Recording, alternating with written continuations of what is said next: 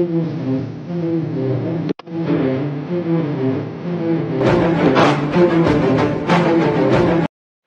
हिंद दोस्तों, welcome back to our channel. आज हम बात करेंगे एक ऐसे राजा की जो जम्मू और कश्मीर के रूलर होने के बावजूद उन्हें जम्मू और कश्मीर से निकाल दिया गया और उन्हें अपनी लाइफ बॉम्बे में स्पेंड करनी पड़ी। जी हाँ, महाराजा हरि सिंह। इस वीडियो में हम उनकी पूरी जिंदगी को एक टाइमलाइन में कवर करेंगे, from his early life to his reforms. उनका सबसे बड़ा decision instrument of accession sign करना। We will also talk about his autobiography, जो उनके स्ट्रगल्स और राज के हिडन एस्पेक्ट्स को सामने लाती है। सो अगर आपको हिस्ट्री पसंद है, ये वीडियो आपको जरूर पसंद आएगी। महाराजा हरि सिंह का जन्म 23 सितंबर 1895 को हुआ था, जम्मू कश्मीर के डोगरा डायनेस्टी में। उनका बचपन काफी डिसिप्लिन और स्ट्रिक्ट एनवायरनमेंट में गुजरा, क्योंकि उनके चाचा महाराजा प्रताप सिंह ने उन्हें एक फ्यूचर किंग के रूप में तैयार करने का काम किया। जब उनकी उम्र 13 साल की थी तो उन्हें मेयो कॉलेज अजमेर में भेजा गया, अ प्रेस्टिजियस इंस्टीट्यूशन जहां सिर्फ रिच लोगों को ही एडमिशन मिलती थी, और वहां से बहुत सारे प्रिंसली स्टेट्स के राजकुमार एजुकेट होते थे। उन्होंने अपने एजुकेशन के दौरान लीडरशिप क्वालिटीज डेवलप की और वहां से उनका एक्सपोजर मॉडर्न आइडियाज की तरफ हुआ। 1915 में मेयो कॉलेज से ग्रेजुएट होने के बाद उन्होंने अपनी मिलिट्री ट्रेनिंग देहरादून के एम्पिरिकल कैडेट कॉर्प्स में ली। वहां से उन्होंने वारफेयर और एडमिनिस्ट्रेशन के एडवांस टैक्टिक्स सीखी, जो फ्यूचर में काफी काम आई। 1925 में जब महाराजा प्रताप सिंह जी का देहांत हुआ, महाराजा हरि सिंह जी को जम्मू और कश्मीर का महाराजा डिक्लेयर किया गया। 30 साल की उम्र में उन्होंने एक कॉम्प्लेक्स और डाइवर्स स्टेट का कंट्रोल संभाला, जिससे उन्हें आगे जाकर काफी प्रॉब्लम्स आई। महाराजा हरि सिंह के रूल का सबसे प्रोमिनेंट एस्पेक्ट था his focus on modernization and social reforms. उन्होंने जम्मू और कश्मीर को एक मॉडर्न स्टेट बनाने के लिए काफी इनिशिएटिव लिए। फ्री प्राइमरी एजुकेशन उन्होंने कंपल्सरी बनाया, which was a revolutionary steps at that time. उन्होंने बैकवर्ड क्लासेस को अपलिफ्ट करने के लिए जुडिशियल रिफॉर्म लाए और वुमेन्स राइट और चाइल्ड मैरिज के अगेंस्ट भी स्टेप्स लिए। हरि सिंह का राज काफी बड़ा था। जम्मू कश्मीर, लद्दाख और गिलगित बाल्टिस्तान जैसे एरिया उसका पार्ट थे। ये स्टेट जियोग्राफिकली और कल्चरल डाइवर्सिटी से भरा था, जहां डिफरेंट कम्युनिटी जैसे हिंदू, मुस्लिम, सिख और बुद्धिस्ट पीसफुली कोएग्जिस्ट करते थे। ये उनकी लीडरशिप की वजह से ही पॉसिबल था।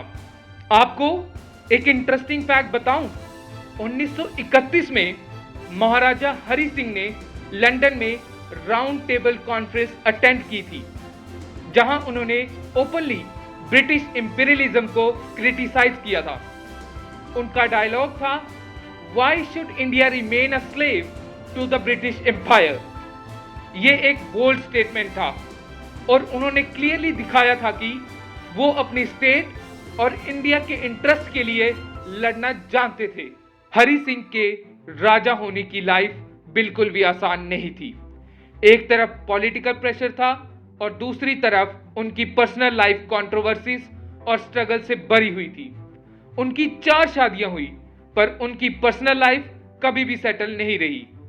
उनकी अपनी फैमिली और पॉलिटिकल कोर्ट के लोगों के साथ भी काफी टेंशन थी। उन्होंने अपनी ऑटोबायोग्राफी में अपनी पर्सनल लाइफ और इंटरनल कॉन्फ्लिक्ट के बारे में काफी कुछ लिखा है। उनका हमेशा ये मानना था कि उनके ऊपर एक ह्यूज बर्डन था, अपने आप को एक कैपेबल रूलर के रूप में प्रूव करना। साथ ही उनके अपनी एम्बिशियस और लोगों के एक्सपेक्टेशन के बीच काफी कॉन्फ्लिक्ट रहता था। The year of decision, instrument of accession 1947 का साल जम्मू और कश्मीर के लिए एक टर्निंग पॉइंट बन गया, जब ब्रिटिश इंडिया 2 इंडिपेंडेंट नेशन में डिवाइड हो गया, इंडिया और पाकिस्तान। तब प्रिंसली स्टेट के रूलर के पास तीन ऑप्शन थे। पहला कि वो इंडिया के साथ एसीड करें, दूसरा पाकिस्तान के साथ जाएं, या फिर तीसरा इंडिपेंडेंट रहें। महाराजा हरि सिंह इनिशियली चाहते थे कि जम्मू और कश्मीर एक इंडिपेंडेंट स्टेट रहे।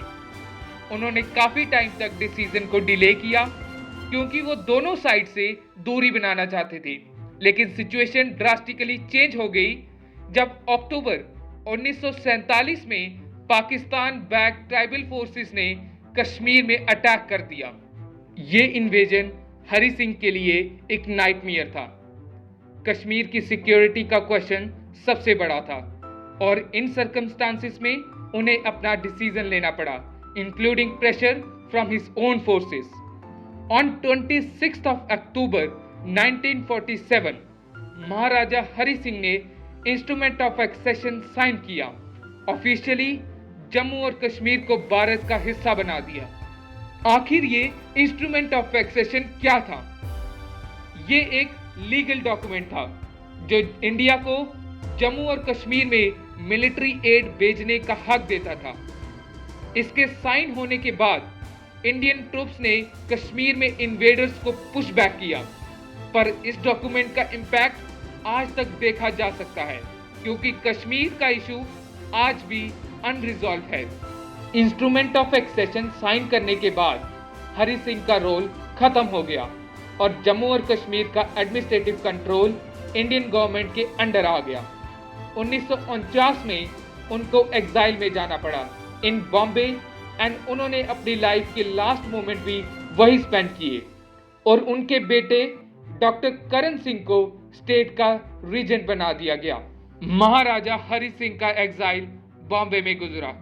उन्होंने वहां पे अपनी रिमेनिंग लाइफ पीसफुली गुजारी, पर उनके दिल में अपनी स्टेट को खो देने का दुख हमेशा था। एक राजा जो अपनी प्रजा और स्टेट के लिए इतना कुछ करना चाहता था, उसको अपनी ही राजधानी से दूर रहना पड़ा। फाइनली 26 अप्रैल 1961 को उनका देहांत हो गया। हरि सिंह की लेगेसी काफी कॉम्प्लिकेटेड है। एक तरफ वो एक प्रोग्रेसिव और मॉडर्न रूलर थे जो अपनी प्रजा के वेलफेयर के लिए काफी कुछ करना चाहते थे। उन्होंने फ्री एजुकेशन, विमेंस राइट और जुडिशियल रिफॉर्म जैसे इनिशिएटिव लाए जो उनके जमाने के लिए रेवोल्यूशनरी थे। लेकिन दूसरी तरफ उनके रूल का आखिरी फेज काफी कंट्रोवर्शियल था, स्पेशली इंस्ट्रूमेंट ऑफ एक्सेशन की वजह से। उनके डिसीजन जम्मू और कश्मीर का फ्यूचर डिफाइन करने वाला बना और आज तक उसका इम्पैक्ट दिखता है। उनकी ऑटोबायोग्राफी से हमें पता चलता है कि हरि सिंह काफी लोनली और ट्रबल फिगर थे जो हमेशा स्टेट के इंटरेस्ट को सबसे ऊपर रखते थे, पर उनकी पर्सनल लाइफ कभी सेटल नहीं रही थी। उनका जम्मू और कश्मीर के प्रति प्यार उनके डिसीजन में क्लियरली दिखता है।